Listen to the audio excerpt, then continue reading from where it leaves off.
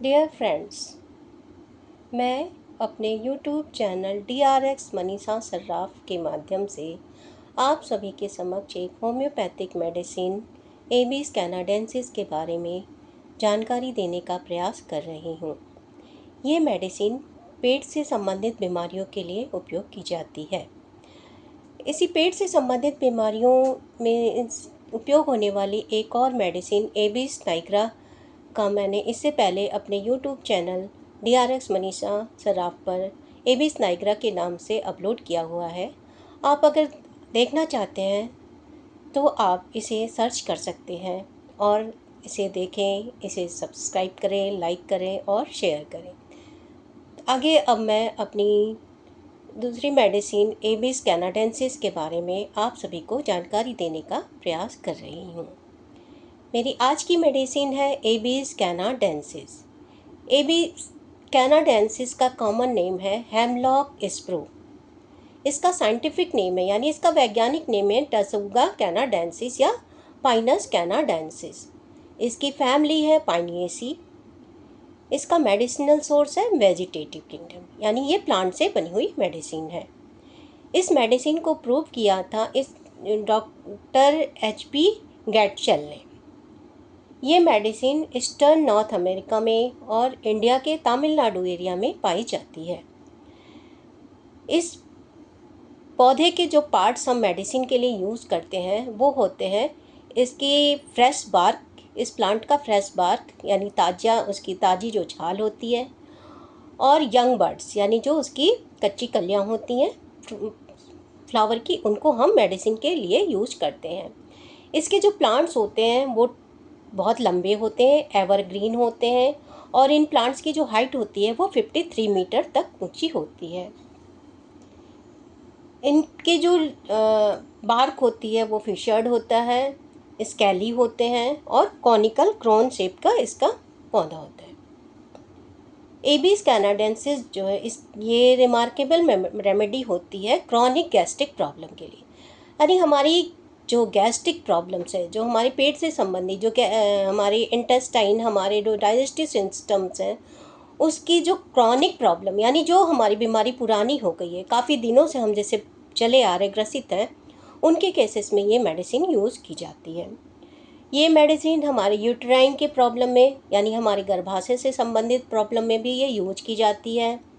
Liver disorder में यानी यकृत से संबंधित या लीवर से संबंधित प्रॉब्लम में भी, ये पुरानी जो हो चुकी है लीवर की प्रॉब्लम, उनमें भी ये मेडिसिन यूज होती है। अब हमारा आता है कि स्फेरिकल एक्शन क्या, यानी ये मेनली कहाँ पे काम करती है। तो एबीस कैनाडेंसिस जो मेडिसिन है, जो हमारे जो इंटेस्टाइन या हमारा स्टमक या हमारा यूट्रस या हमारा लीवर, इन सब की जो म्यूकस मेम्ब्रेन होती है उन पे काम करता है। पैथोजेनेसिस में हम अगर आते हैं तो हम देखते हैं कि जो हमारी जो पेशेंट होता है उसकी जो इंटेस्टाइन की या स्टमक की या इन सब की जो वॉल होती है, म्यूकस मेम्ब्रेन होती है, उसमें इन्फ्लामेशन आ जाता है यानी उसमें स्वेलिंग सी आ जाती है। और जो यूट्रस है वो हमें ऐसा फील होता है कि जैसे महिलाओं में ऐसा फील होता है उनको कि कई बार कि हमारा जो उनका यूट्रस है वो नीचे की ओर लटक रहा है या ऐसा लग रहा है कि निकल जाएगा, बाहर की तरफ निकला हुआ सा महसूस होता है उन्हें। गाइडिंग सिम्टम्स अगर हम देखते हैं तो ऐसा मतलब जो हम देखते हैं कि ग्रेट डिबिलिटी यानी जो पेशेंट होता है वो बहुत ही ज़्यादा वीक होता है, वीकनेस महसूस होती है, हमेशा थका थका सा महसूस होगा, उसको हर समय ये लगेगा कि मैं आराम कर लूँ, सो जाऊँ, लेटा रहूँ, कुछ भी उसे कोई काम के लिए ना कहे, यानी वो बहुत ही ज़्यादा अपने अंदर से वीकनेस महसूस होती है उसे। Canine hungry, canine hangry means उसके अंदर, उन पेशेंट के अंदर, उन लोगों में जिनमें कि तीव्र भूख होती है, यानी वो खा लेते हैं, उनका पेट भर के खा लिया उसके बाद भी उनको भूख लगी रहती है, यानी उनकी भूख कभी शांत नहीं होती है, हर समय उन्हें खाने की इच्छा होती रहती है। क्रेविंग फॉर मीट, यानी वो व्यक्ति जिनको मीट की, मांस खाने की आदत हो, अच्छा लगा, उनमें तीव्र इच्छा होती है, प्रिकल अचार खाने की इच्छा होती है, रेडिश मूली खाने का शौकीन होते हैं, सलजम टर्निप, इस टाइप के जो कोर्स फ्रूट्स होते हैं उनको खाने पसंद ज़्यादा करते हैं। अब आते हैं हम tendency to eat far beyond the stomach capacity for digestion, यानी उनकी जो खाने की जो कैपेसिटी होती है, यानी उनके खाने पचाने की जो कैपेसिटी होती है, उससे वो ज़्यादा उनकी भूख रहती है। यानी उन्हें पता नहीं चलता है कि उन्होंने कितना खा लिया, लेकिन फिर भी उनकी भूख की इच्छा कभी तृप्त नहीं होती है। इस ओवर ईटिंग के कारण ही उन्हें फ्लैटुलेंस यानी गैस की प्रॉब्लम्स रहती है, जिसकी वजह से गैस की वजह से उनका जो हार्ट होता है वो भी डिस्टर्ब रहता है। उनको हार्ट में भी ऐसा मतलब जैसे गैस की प्रॉब्लम, हार्ट में भी प्रॉब्लम उनको महसूस होती है, हार्ट में पेन होता है, हार्ट में बर्निंग सा सेंसेशन होता है, जलन सी होती है, और उनका स्टमक यानी हर समय एक्स्ट्रा खा लेते हैं, जिसकी वजह से उनका स्टमक जो है डिस्टेंस है यानी बढ़ा हुआ सा रहता है।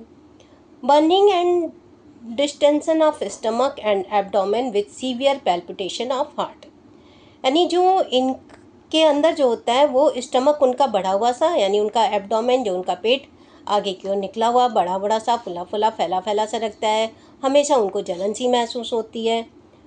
Rumbling in the bowel after eating with great appetite, उनके जो मतलब खाने के बाद भी उनको भूख की इच्छा बनी रहती है। उनकी आंतों में कचोट जैसा यानी रमलिंग सी होती है। रेक्टम पोर्शन में यानी उनको रेक्टम में बर्निंग होती है, जलन महसूस होती है, हमेशा उनको कॉन्स्टिपेशन सा बना रहता है। अब इनकी कैरेक्टरिस्टिक क्या वो देखते हैं सिम्टम्स। तो जो ये पेशेंट होते हैं यानी जो जिनको एबिस कैनाडेंसिस मेडिसिन दी जा सकती है, उसमें हम देखते हैं कि जो ये पेशेंट होते हैं वो चिल्लीनेस होते हैं यानी ठंडे होते हैं, उनको ठंड ज़्यादा लगती है। उनकी जो स्किन होती है ड्राई नहीं होती बल्कि मॉइस्ट होती है, यानी उन्हें पसीने वसीने आते रहते हैं, सूखा सूखा नहीं रहता है उनका स्किन। फिर उनकी त्वचा जो है थोड़ी ठंडी महसूस, हम जैसे टच करते हैं किसी के बॉडी को तो हमें किसी की बॉडी मतलब लगती है कि गर्म है, किसी की ठंडी लगती है। तो जो एबिस कैनाडेंसिस के पेशेंट होंगे उनकी बॉडी, उनकी स्किन जो हमें टच करने पे ठंडी लगेगी। उनके हाथ ठंडे होंगे यानी उनकी हथेलियाँ ठंडी होंगी। और वेरीफाइड यानी हमेशा वो थके थके से रहेंगे। बहुत ही ज़्यादा ये केयरलेस होते हैं, बहुत ही आसानी से ये चिंतित हो जाते हैं, बेचैन हो जाते हैं। हमेशा इनका जो माइंड होता है वो सुना सुना सा लगता है, जैसे ऐसा लगता है कि मतलब एक तरह से आप ये समझिए कि जैसे ड्रंकन होते हैं, जो नशे में होता है थोड़ा बहुत व्यक्ति, जो कैसा होता है कि ढीला ढाला सा होता है, सुस्त सा होता है, उसे कुछ भी समझ में नहीं आता है कि मैं क्या करूं क्या नहीं करूं, बहुत ही जल्दी कुछ भी बोल दो तो वो इरिटेट हो जाता है। इस टाइप के वो पेशेंट होते हैं। फिर आते हैं कुछ महिलाओं में वही उनको फील होता रहेगा कि जो उनका यूट्रस है वो बाहर की ओर निकला हुआ सा लग रहा है, यानी प्रोलैप्स यूट्रस होता है उनमें ये। और क्या होता है कि ये खाते तो हैं बहुत, लेकिन इनका डाइजेशन प्रॉपर नहीं होता है, इनका न्यूट्रिशन प्रॉपर नहीं होता है। फिर इनके फंडस पार्ट पे, यूट्रस का जो फंडस पार्ट होता है वहाँ पे भी इनको दर्द सा महसूस होता है, जो कि हम अगर दबाएं, हल्का सा प्रेस करें तो उनको इससे आराम मिलता है। और ये हमेशा मतलब अपने आप को लेटा रहना चाहते हैं, ज़्यादातर ये है कि लेटे ही रहते हैं। इन्हें थोड़ा सा भी काम किया थक जाते हैं, फिर लेट जाते हैं, किसी और दूसरे कामों में इनका मन नहीं लगता है जल्दी। सी थिंग्स वॉर्म, हमेशा इनको ऐसा लगता है कि उनका जो यूट्रस है या इनका गर्भाशय है वो सॉफ्ट है, फीवल है, यानी इस तरह से लगता है कि कुछ मतलब लटका सा या कुछ निकला हुआ सा, ऐसा लगता है कि कुछ अभी निकल के बाहर आ जाएगा, इस तरह की उनको फीलिंग होती है। इस मेडिसिन को हम कंपेयर करते हैं तो देखते हैं कि पेट की प्रॉब्लम से संबंधित हमें और भी दूसरी मेडिसिन को अगर इसके साथ कंपेयर करना होता है तो एविस कैनाडेंसिस को हम एविस नाइग्रा से कंपेयर कर सकते हैं। सैबियाना जो कि पेट की लिए भी यूज होती है उससे भी हम कंपेयर कर सकते हैं। थूजा से, नक्स वोमिका से, इनसे हम कंपेयर कर सकते हैं। अब आते हैं एंटीडॉट्स, यानी अगर हम किसी पेशेंट को एविस कैनाडेंसिस मेडिसिन दे रहे हैं तो हमें उन्हें भूल कर भी कैम्फर या कॉफ़ी या क्रूडा नहीं देनी चाहिए। यानी ये दोनों उसके प्रभाव को, कॉफ़िया या क्या नाम है कैम्फरा है, जो एबिस कैनाडेंसिस अगर हमने किसी को मेडिसिन दी है तो उसके प्रभाव को ये घटा सकते हैं, कम कर सकते हैं, यानी ये उसके विरोधी होते हैं। अब आते हैं हम इसकी डोजेस पे। डोजेज और पोटेंसी। एबिस कैन को, यानी इसको हम शॉर्ट फॉर्म में एबिस कैन भी कहते हैं। एबिस कैनाडेंसिस मेडिसिन को 30 CH में कब हम देते हैं? ये पोटेंसी उस टाइम दी जाती है जबकि हमारा कोई symptoms mild to moderate symptoms हुई, यानी मतलब बहुत ज़्यादा बढ़ा हुआ नहीं, हल्का फुल्का उसको प्रॉब्लम है तो हम ये उसको दे सकते हैं। एबिस कैनाडेंसिस 200 में कब हम देते हैं? कि जब उनकी प्रॉब्लम यानी उनके जो सिम्टम्स हैं बहुत ही ज़्यादा प्रोनाउंस्ड है, बहुत ज़्यादा मतलब बढ़े हुए हैं।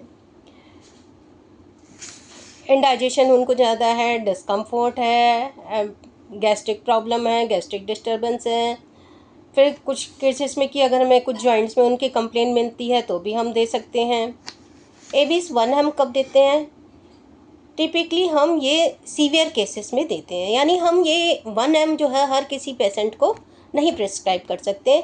1 m की पोटेंसी हमेशा हमें किसी डॉक्टर की गाइडलाइंस में लेनी चाहिए, क्योंकि ये इसका एक्शन जो होता है बहुत ही क्विक होता है और ये बहुत ही हाई मतलब उसमें होती है, इसलिए हमें बिना डॉक्टर की सलाह पे 1 m को यूज़ नहीं करना चाहिए। एबिस क्यू यानी ये मदर टिंचर, एबिस कैनाडेंसिस का मदर टिंचर हम क्या लिख सकते हैं? कॉमनली इसको हम एक्यूट कंडीशन में लेते हैं, यानी हमारी जो कोई प्रॉब्लम है वो भी शुरू हुई है, स्टार्टिंग ही हुई है, तो हम इसको क्यू फॉर्म में ले सकते हैं। पर्टिकुलरली उस टाइम लेते हैं कि जब हमारा कोई प्रॉब्लम सडन हुआ हो। एक होता है कि हमारी प्रॉब्लम लंबे समय से चली आ रही है, लेकिन एक होता है कि हमें प्रॉब्लम पहले नहीं थी, अचानक हमें पेट दर्द होने लग गया, या अचानक हमें ऐसा फील हो रहा है कि हमारे यूट्रस में प्रॉब्लम आ रही है, या हमारे लीवर में कोई डिस्टर्बेंस हो रहे हैं, कोई स्वेलिंग सी में पेन हो रहा है, दबाने पे आराम मिल रहा है। तो जो चीज़ें हमारी, जो प्रॉब्लम हमारी अचानक होती है या 1-2 दिन से ही शुरू हुई है, उसमें हम क्यू का यूज़ कर सकते हैं, यानी मदर टिंचर का यूज़ कर सकते हैं। Okay, thank you. If you like my channel, then you like it, subscribe it and share it. Thank you again. Okay, thank you.